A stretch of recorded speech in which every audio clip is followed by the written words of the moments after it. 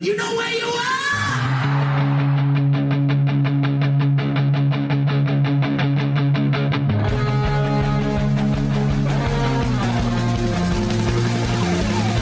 This is Appetite for Distortion.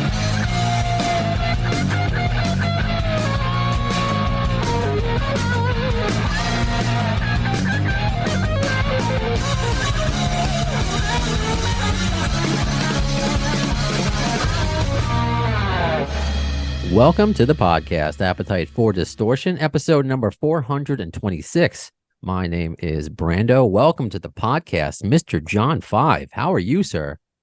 I am well. How are you? I am living the dream. Do I call you John, Mr. 5, J5, like the robot from Blank Man? What do I call you? You can call me anything. Yeah, John, anything is fine. Okay. I wanted to set the table of my terrible sense of humor at the beginning, at least, so. No, it's not a terrible sense of humor. It's a very good sense of humor. Oh, thank you. I appreciate that. Well, what I was just doing, I guess it's part of my sense of humor. You're super busy and I appreciate the time you've given me today, but I just tagged you on X, Twitter. I had my 6-month-old on my lap while we were watching the Ghost video. Oh, yes. But he kept grabbing the phone as I was trying to tape doing it. So first things first, because that's fresh on my mind. I know you've spoken about the new song you put out, The Ghost, being inspired by a new guitar, right? Yes, exactly. So I'm curious whether it's your formula for this song or whatever you write that's, an instrumental. What comes first? Is it an inspiration? Is it a riff you're working on? Is it some sort of theme in your head that you're just letting it flow out of your fingers, so to speak? How did you write this one versus how you normally write? How I normally write is, I'll come up with a riff or an idea, and then I'll just keep going with that because I'm always playing guitar. I was just playing guitar just a couple of seconds before we got on the air here, but so it usually starts with an idea or a riff or something like that. But then with the Ghost, it's very strange because I got, I had this prototype guitar that I used on tour a lot. And then what I did was when I got the guitar that was going to be, put in stores and things like that, I was like, wow, it sounds really good and it feels really good. And then I started writing this song and playing this song and playing these ideas. And I was like, oh, you know what? I'm going to just keep going on. And this was April when the guitar came out. So I started working on it. And I was like, just playing and working it out. And I recorded it. I did it actually really, really, really fast because I was on tour with the fellas. And I recorded it and then just held it. And I was like, I'm going to call it The Ghost because it, just from the guitar. And I was like, I'm going to put it out like, in October and it'll be fun and stuff like that. So that's really, I wish there was some kind of a cool like story, like this ghost came down and like talked to me and stuff. But no, that's just the truth of how it really happened. Well, that's cool regardless, because I'm sure there's a lot of different ways that you come up with music. It's not always from a guitar. Before I lose it, do you know how many guitars you own? Do you have I don't. No, you don't keep an itinerary? I don't, because I get so many and I have so many, but I have no idea, hundreds and hundreds. But I don't really know, and which is terrible, I know. But I'm just always honest when I give, when I'm doing interviews and conversations with people. I'm always try to be as honest as possible, but I could say a number. Yeah, I have an itinerary and this many and stuff, but I really don't know because it hasn't been updated in so long. So, I don't know, but I should get on that. Well, I mean, I'm always honest too, so I appreciate that. That's kind of the atmosphere that I want. And I kind of like that answer because you're not, it would have been kind of crazy if you were, I'm the one with the glasses, but like kind of nerdy. I have them all categorized by color and weight and all that. So I'm assuming, do you have like, where do you keep a lot of them? Do you have like a clothing rack of guitars that comes down? Yeah. Are they all behind you right now? Yeah, I have a storage bin. Actually, it's really interesting. There's a storage bin that Norm from Norman's Rare Guitars out here Mm. in California, he was like, "This is where you should keep your guitars, and it's temperature controlled, and everybody has their guitars there and stuff like that." So it's really funny because when you go to a storage space and you see people, blah blah blah, but you see people like come to get their guitars out, and it's like all these major rock stars and stuff like that. So it's really cool. It's like this secret little storage area, and major people have their guitars there. It's really interesting. That is cool. And what was interesting about you, talking about rock and roll and guitars. I mean, you're tatted up, I'm tatted up. But when I read about you, it kind of all started with hee haw. Is that how Oh, you fell in love with the guitar? Was absolutely, I love that. absolutely. I love that. It's because I was so like I was just hypnotized by the TV. So I watched everything. I even loved commercials. Like I would just watch commercials and stuff like that. And I, it was just everything was like Laverne and Shirley and Happy Days and Three's Company and everything. I was just obsessed with TV.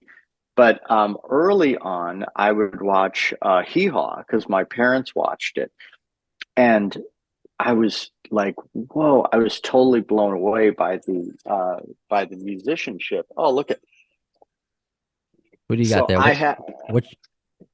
yeah. Sorry about that. No, I it's all have right. a Is there a furry friend near you? no. I my phone went off. So, Oh, okay. but yeah, I was just absolutely obsessed with Hee Haw because they had so many great musicians on there, and I was so drawn to music. I was like, wow, wow, wow. It's so funny how something picks you, like music. It was like a whole new obsession. And I had older sisters, so um, they always played like, rock music and stuff like that, and Jethro Tull and Led Zeppelin and all that stuff. And I was like, oh my God, this is insane. So yeah, hee haw was the thing for me. And you can't deny those hee haw honeys. No, you can't, and I certainly won't. But that leads me to when I kind of started off the conversation with, you said you had older sisters. I'm the oldest of four. I'm the oldest brother of four. We're like the Ninja Turtles, and raising them, I tried to. They like rock and roll, but they're not the rockers I am. Now that I have my son, that's why I'm taking pictures of him listening to Guns N' Roses and listening to your music. We'd love to have him grow up to be whatever he wants to do is fine, but if he's a Right. rock star, great. So you're a dad too. How do your kids look at you? Do they look at you as just dad? Do they look at you as a rock star? How do they view you? And do they take anything off the old block? Are they like you? You know, that's such a great question. And Thank you. I don't think I've been asked that question, but it's such a wonderful question because, with like my daughter was like really into Avril Lavigne. And this was, a very, very, very long time ago. And I was like, oh, trying to be the cool dad and like trying to like go, oh well, let's go see Avril Lavigne. Let's go. She's at rehearsal, and I know her, and I was like, oh, Avril, this is my daughter Nikki, and stuff like that. And I try to do things like that. My son was really into Slipknot, and I was like, oh, here's Corey, and like I try to just be the cool dad, and I mean, if my dad was like, oh, John, here's Eddie Van Halen, I would have been like, oh my God, I would have lost my mind or something. Or here's Ace Frehley, I would have just lost it. So I always tried to do that with my kids and uh, you know, do something like that for them. And when parents do that to me, which is very strange, I make sure I take the time and I talk to them and I take pictures and I listen to them. I really, really listen to what they say and try to engage in conversation because I know how important it is to them, how it was important to my kids. Yeah, absolutely. I love hearing that. And normally he's my little co-host now. I have a little microphone rattle, but he is taking a well-needed nap right now. So I figured Oh, good. but there's an interview. I mean, Paul Rogers and his wife are waving. They're playing peekaboo on Zoom with him during one of my interviews. So to be able to show him that It's later, amazing. it, Yeah. it's special because I'm lucky. I'm nowhere near, your level of access, but to have whatever access and to kind of raise, a little mini me of yours. So that's cool that you have that bond with your kids. That's pretty special. And just think of what videos you'll have and Yeah. fun things you'll have like 20 years from now that you can show your kids, and I think that's really special.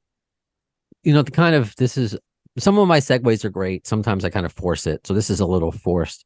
I know you weren't a kid at the time, but I would love to know when it was the first time you saw Mötley Crüe. And I'm not talking about this current leg, obviously, but back in the day, did you get a chance to see them growing up when you were younger? And did they have a, impact on you then? Well, I loved Motley Crue, of course. When they came out live wire, I was like, again, glued to the TV and I was like, whoa. And that was like 1981. I'm not sure of when the video came out, late 81, early 82. I'm not sure, but I was already playing guitar for a while and I was obsessed. I was like, this is amazing. And then they were coming to town and, Shout the Devil came out and I was like, oh my God, this is incredible. This is incredible. I got to go see them. And they were touring with Ozzy and it was a school night and I couldn't go. My parents wouldn't let me go. And I was just crushed. But I did see them. My very first time seeing them was Theater of Pain. And I went and I remember this vividly. I was so excited. I was right up against the front, right in front of Mick. And it was so loud. I mean, it was so loud that I got nauseous. And this has never happened since. I got nauseous and I remember this vividly. I had to go up to tier A. So I walked up the stairs on the side to my right. I remember this so vividly. And I sat there on the stairs like this, like, because I was so nauseous. And, but I absolutely loved the show. I absolutely loved the show. It was incredible. So that was the first time, but I was lucky enough to see so many amazing bands like because that's all I did was I went to concerts. I just went to concerts. Like I saw Guns N' Roses like when they first came out, and everybody, AC/DC on the For Those About to Rock tour, Metallica, of course, on the Master of Puppets tour. Everybody you could think of, Slayer, South of Heaven. I just saw every concert there was. Anybody that came to town, I saw it. Joan Jett, The Police, Synchronicity tour, everything. I just saw everything. And before we make the pivot to the GNR, do you remember the first concert you ever went to? Because I don't know if you want to count a rock band, it was Eve 6. I'm 40, so that might. But as a real concert, it was the Teenage Mutant Ninja Turtles at Radio City Music Hall when they were doing that tour. So I'd like to say the Ninja Turtles was my first concert. Do you remember your very first one?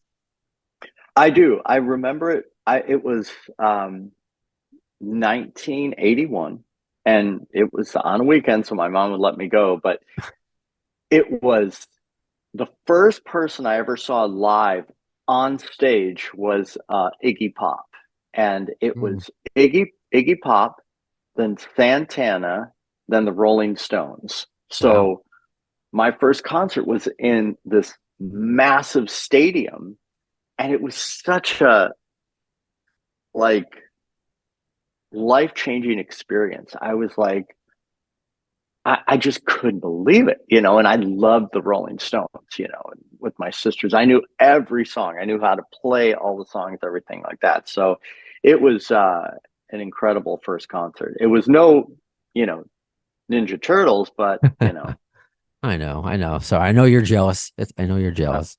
yeah. Uh, Here's the good segue. Of course, you're with Mötley Crüe right now, and I'm looking forward to the future, what's to come. I saw a tweet from Nikki Sixx about who would love to tour with. Because I think my wife, it was too early. I wanted to go to that big tour with Def Leppard, and I just couldn't make it this time around. But I'm glad I'll be able to see you the next time around. But he said, us and Guns would rule the world. Uh, I want to make sure I give this credit to a listener, Garrett Smith. Do you think there's enough water under the bridge in the whole Mötley Crüe, GN'R? I guess specifically, because I mean, you guys seem to be all friends. We'll get into it. You and Slash are all friends, but the Vince Axel elephants in the room, sort of. Can you see that ever happening? A GN'R Mötley tour? Well, if you were to ask me in a reality sense, like bands that are touring and bands that I love, my number one would be Guns N' Roses. And me and Nikki talked about this. He was like, who would you want to tour with? And no, someone was asking us. I forget who it was. Someone was asking us, and we both said, "Oh, Guns N' Roses."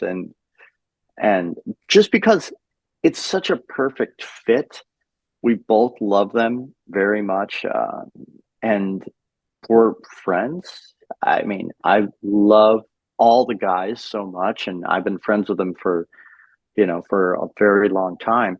I mean, a long time. That very first show that I went to when they first started, I remember after the show, this was way before meet and greets and all that stuff, but they came out and sat. I'll never forget this. It was very weird. They sat in these seats, all of them, and just talked to a couple of people hanging out. And I was hanging out. We just talked, and this was like so early on, like when the video just hit or something like that. And but that's when I met them, and and I would see them, and because I was getting tattooed at Sunset Strip Tattoo, and I would always see them, and I would see them at the Cat House, and so I've known them for that long, and I just think it would be a wonderful, wonderful tour. I would. Oh my God. It's one of those fantasy things, like the reality versus the fan. I would hope that would happen. I will dream about that happening. So, Yeah, I'll it'd be just put that out. wonderful. I'll put that out into the universe. But it's cool that you have done stuff with them, or with certain members throughout your career. One being Steven Adler. You were on one of his solo albums back in the day. Can you Right? talk? Can you talk about that? I'm trying to. I had it up on my notes, and now it's gone. Oh yeah, on the Back from the Dead album, "Good to Be Bad." So, can you Yeah, talk about that experience recording with Steven? absolutely. I went to, I've known Steven, of course, forever. Again, like these, I was on tour with Metallica, and I was so young on the Injustice for All tour, and I would just hang out. Like I'd hang out with the guys, and I was with Chuck from Megadeth. He was the drummer in Megadeth at the time, and we would just go hang out. So I was always with Metallica. We would go from place to place and all that stuff, and I would jam with the guys. We had a blast. And Steven Adler would come out, and Axel would come out, and so I just would hang out with Steven Adler a lot. So I've known him for a long time too. So Steven, to make a long story longer, Steven said, "Hey, come and play on my record." And I was like, of course, dude, no problem. So I went to this house, and it was I think it was Jeff Pilson's house. I could be wrong, or I could be wrong. So I go to the house, but I go to the wrong house, and I have my guitar on. I have like I was a mess. I had like weird. I was looked all crazy, and I had like all this gear with me, and I was knocking on the door. come on, knocking on the door. And somebody answered and they were like, oh my God, what?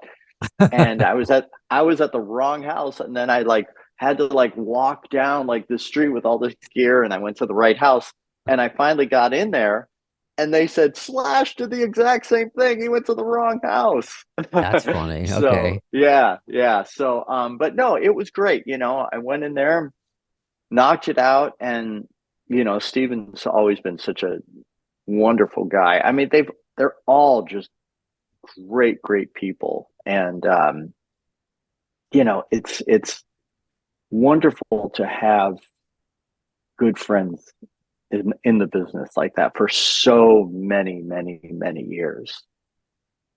That's what you like to hear, you know, because everyone Yeah. it's behind, like in front, what you can see, rock star and music, great. But I love finding out who these people are, and they're all kind of just fans like the rest of us. And that's kind Yeah. of how you come off as well. Why I was excited to talk with you today. And I guess while we're on the topic, speaking of Slash, you have jammed with him before. Have you guys ever spoken about doing anything together? You know, what when you guys get together, is there stuff that you learn from each other as guitar Well, players? I will say this. You know, Slash is a dear friend, and I told him this, and he couldn't believe it. But like, Welcome to the Jungle. You know, I'm from Grosse Pointe, Michigan. It's a very beautiful place to live. Just very nice and very safe. And I was obsessed with getting out to California, you know, getting out here. And I just, it's just what had to happen. But that's the song that really pushed me to move out here and start my, to really go for it. So, and I told him that, and he couldn't believe it. He was like, that's insane, you know, but I think inspiration is so important. Same thing with the Beatles. You know, the Beatles loved like Little Richard, and they loved Elvis, and they loved, you know, all these acts. And it's just, and then it goes back to like, you know, even if you talk about Elvis loved, you know, this. And so inspiration doesn't matter who you are. If you're Mozart or Beethoven, they're inspired by somebody as well. And I think that inspiration is one of the most important things you can have, because that is that thing that will take you to the next level. And it's not just with music, it's anything, movies or sports, you know, like how many kids swinging a bat are, you know, love Babe Ruth or anything like that, you know? So inspiration in the world is so imperative. Agreed. And your great cover, "Welcome to the Jungle," off 2007 record, "The Devil Knows My Name." I mean, I'm assuming Yeah. that's you had to get that out. You know, probably had to get that out of your system, right? That's what it was all about. And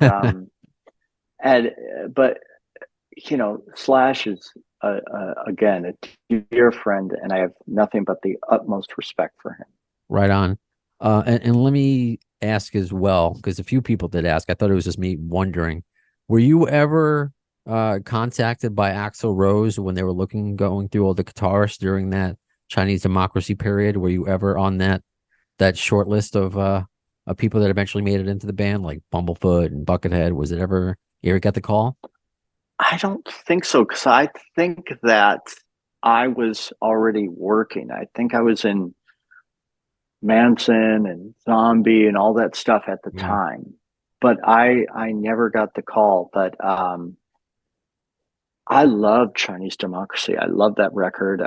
You know, I really do. I really love everything they've done. So it's I think I saw all the tours and them with Buckethead, and I just loved it. I think it was great as well. It was fun, you know, and that's what I think that's what music's about. It's not supposed to be like, you know, I think music is supposed to be enjoyed, and it's a lot of fun, and that's how I look at it. And you know, but when the guys got got back together, it was magical. I was at that Troubadour show, Mm.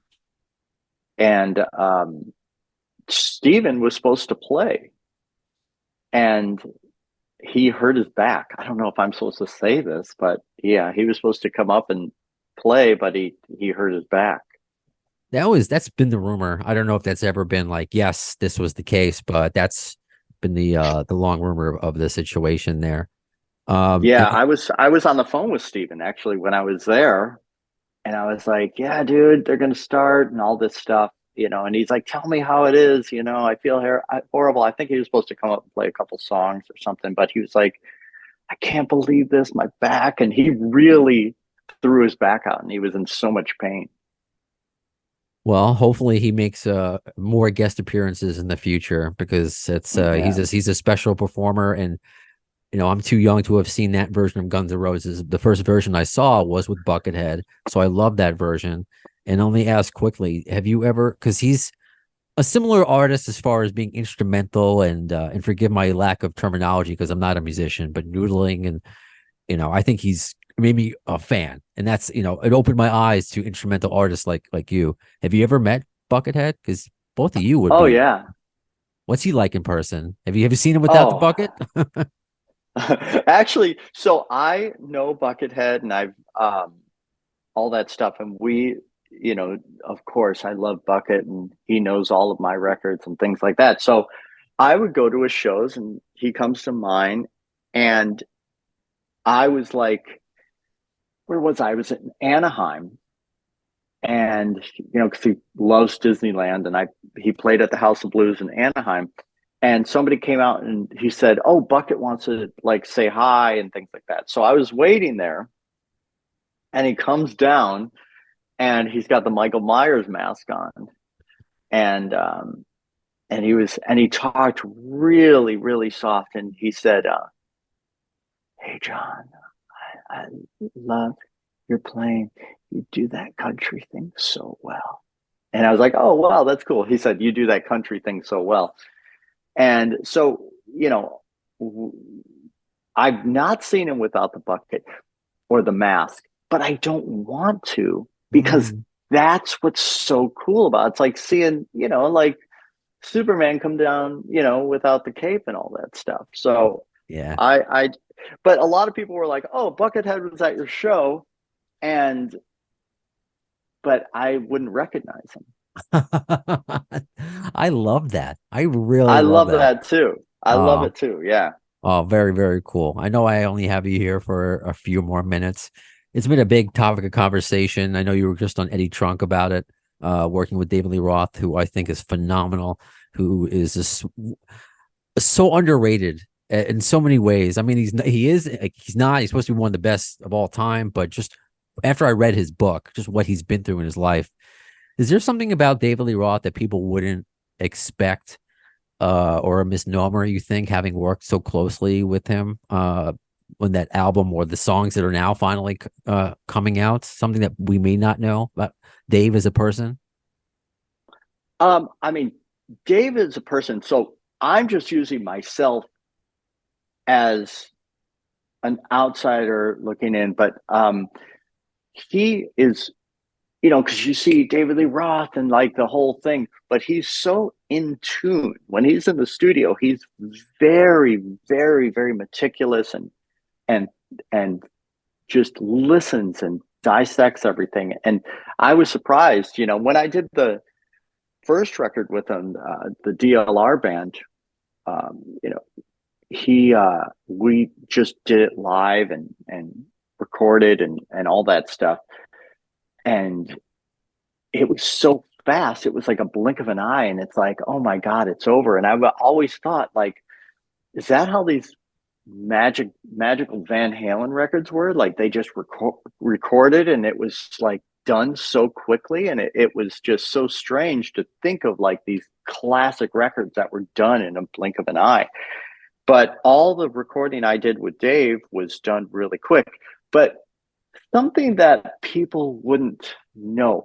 Well, we would go over the songs at his house. So we would go over the songs at his house. And in the winter time, I hope I don't get in trouble for saying this, but Okay. like it gets cold here in Los Angeles. Well, when we say cold, it gets like, Yeah. 50 degrees or, something like The that. New Yorker in 40. me rolled my eyes, so but that's okay. I know, exactly. 40 degrees sometimes. So let's not get crazy. But I'll go over to his house and I'll be playing, and it will be so cold in his house because he likes his doors open and things like that. He's got this unbelievably gorgeous house that he grew up in. Mm. It was his parents' house, and he grew up in this massive, beautiful house. But he would give me this like literally like snowsuit, like in like a Christmas Story where you can't put Yeah. your arms down. I can't put my arms down. So, because it was so cold, and I would be like playing like this with this big snowsuit on. It was so funny. Oh, that's funny. Why would you? That's a funny story. That's what I was asking for. No trouble needed. Oh, I love that. Yeah, yeah.